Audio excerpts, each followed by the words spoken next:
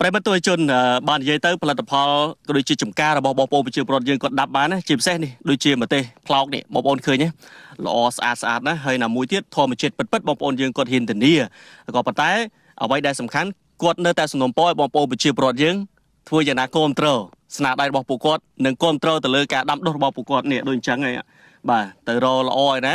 បើគាត់ដាំមិនដែលដាក់ជីមិនដែលដាក់ថ្នាំអីផងអញ្ចឹងគុណភាពគឺមានតែបងប្អូនប្រជាពលរដ្ឋយើងហើយក៏ប៉ុន្តែពួកគាត់នៅតែសុំម្យ៉ាងដដែលទេសុំតម្លៃនៅលើទីផ្សារឲ្យបានសមរម្យពួកគាត់នឹងខិតខំប្រឹងប្រែងបន្តទៀតព្រោះហាលក្តៅ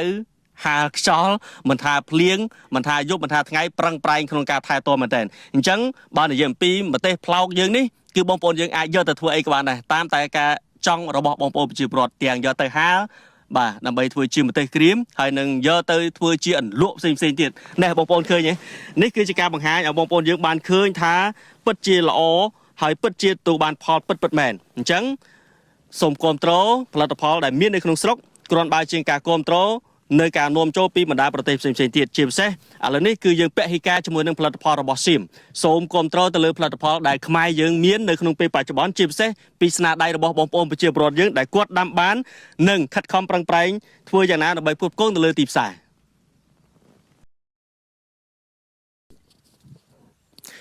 ជំរាបសួរប្រិយមិត្តដែលកំពុងទស្សនាជាទីគោរពនៅពេលនេះខ្ញុំកំពុងស្ថិតនៅទីតាំងចំការបងប្អូនចំការនេះគឺគេហៅចំការម្ទេសផ្លោក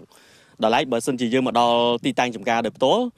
គឺពិតជាស្រស់ស្អាតមែនទែនជាពិសេសគឺទេសភាពនៅទីតាំងនេះដោយផ្ទាល់បងប្អូនប្រជាពលរដ្ឋរបស់យើងគឺគាត់ពឹងផ្អែកទៅលើចំការអញ្ចឹងឥឡូវនេះខ្ញុំក៏កំពុងតែស្ថិតនៅក្នុងខាងក្រោមពន្លឺព្រះអាទិត្យដ៏ខ្សែក្តៅក៏ប៉ុន្តែមិនជាថ្មីទេក្នុងការផ្ដល់ជូនដល់បងប្អូនយើងបានឃើញអំពី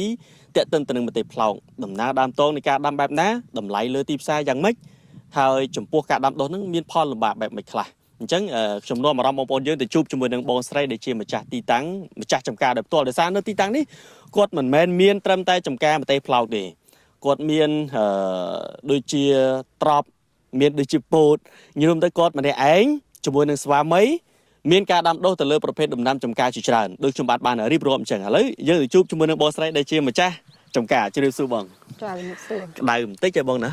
ក្តៅរាល់ថ្ងៃអញ្ចឹងហីមិញរងថ្ងៃគឺក្តៅអញ្ចឹងថ្ងៃណាវាស្ទុំទៅអញ្ចឹងតែឥឡូវនេះយើងដូចជាចាប់ដើមបានកក់ខែខ្លះហើយកក់បានប្រហែលជា3មេហើយ3មេណាអញ្ចឹងសង្ឃឹមថានឹងមានមេក្រោយបន្តទៀតចាបងប្អូនប្រិយមិត្តទស្សនិកជននេះគឺជាម្ទេសផ្លោកបងម្ទេសផ្លោកយើងនេះមើលទៅដូចជាមិនសូវល្អអានេះគេហៅថាប្រភេទម្ទេសផ្លោកដែលបងប្អូនប្រជាពលរដ្ឋយើងគាត់ដាំបានលក្ខណៈបែបធម្មជាតិចាដែលជាពិសេសដូចបងអញ្ចឹងជាម្ចាស់ទីតាំងម្ទេសផ្លោកនេះបើសិនជាការប្រមូលផលតាមការលើកឡើងរបស់បងហាក់បីដូចជាទទួលបានផលច្រើនខែដែរចាណោះអានេះប្រភេទពូជនឹងបែបណាដែរបងម្ទេសផ្លោកយើងនេះអាហ្នឹងពូជហ្នឹងបើយើងបេះយើងទុកសម្រាប់ធ្វើពូជរបស់យើងបេះយកអាណាធំអញ្ចឹងចាដើម្បីទុកធ្វើពូជនៅពេលក្រោយទៀតចាធំផ្លែវាមុខក្បាលវាពលាកអញ្ចឹងទៅយើងទុកវះធ្វើពូជទៅបាទមើលពិបាកដាំអត់បងប្រភេទពូជផ្លែម្ទេសផ្លោកហ្នឹងបងពិបាកដែរហ្នឹង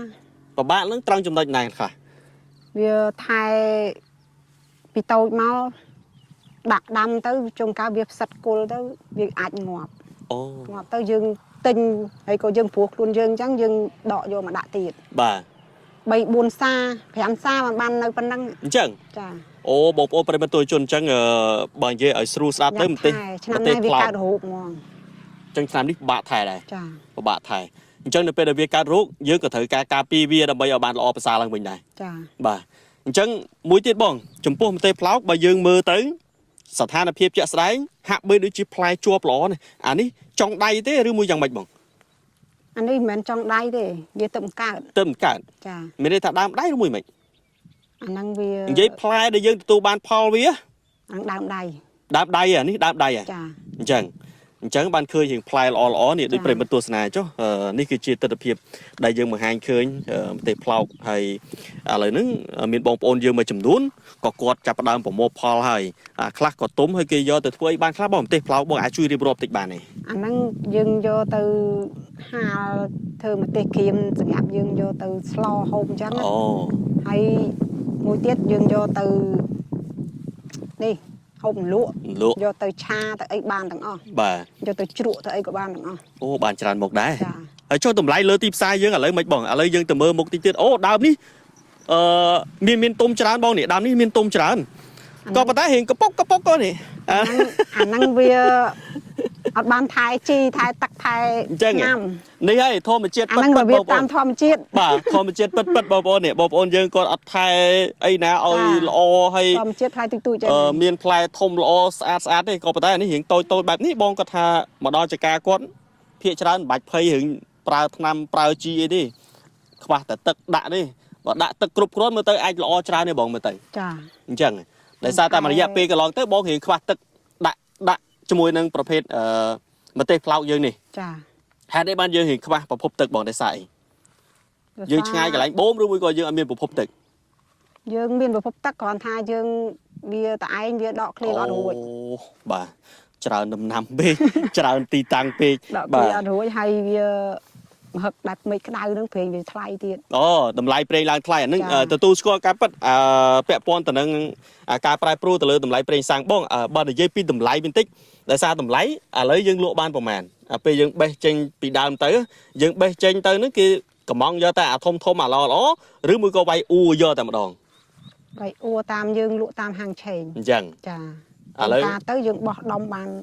3000អញ្ចឹងទៅ បាទ 25 20គុតអីចឹងតាមទីផ្សារវាឡើងវាចុះ ឡើងចុះតិចតួចខុសគ្នាប្រហែលជា500រៀលណាបាទអាល្អចេះយើងបេះបាននៅបងក្រហមចេះ បាន បេះបានណា ចា អញ្ចឹងបើបេះបានចាប់ពីប្រប៉ាត់នេះបងប្អូននេះឃើញល្អស្អាតទេហើយបងស្រីក៏បានបញ្ជាក់ទៀតថារបស់គាត់ដាំលក្ខណៈបែបធម្មជាតិ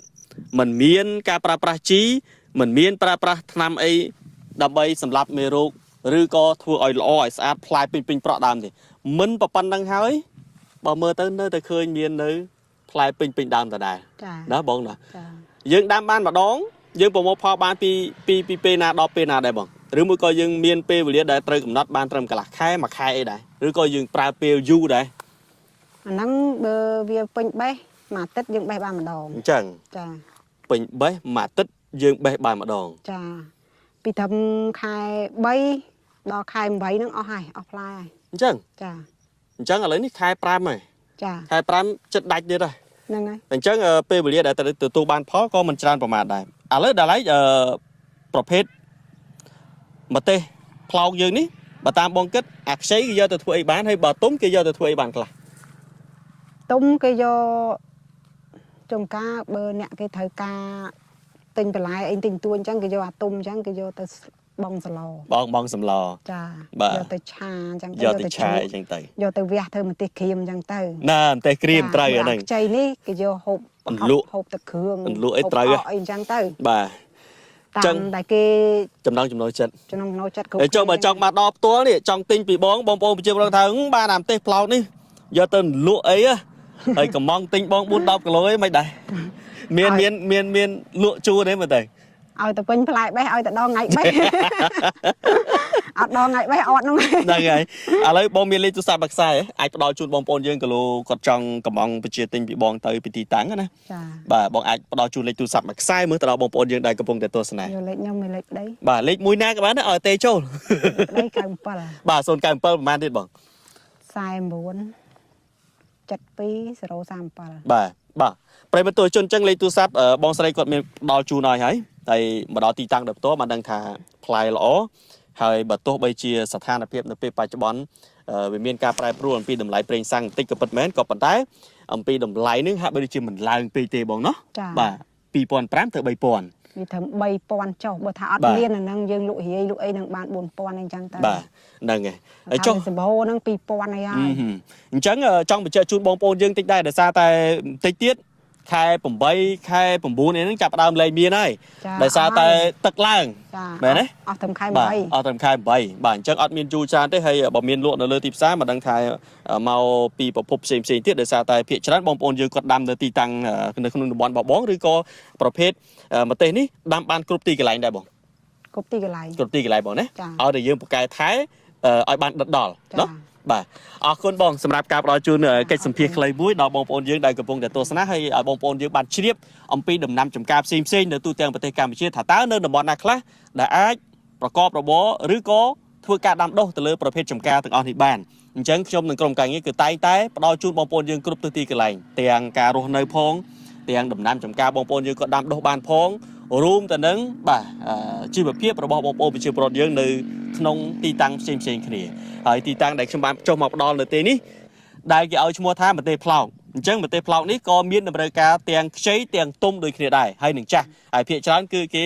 បេះយកទៅធ្វើជាអន្លក់និងយកទៅធ្វើជា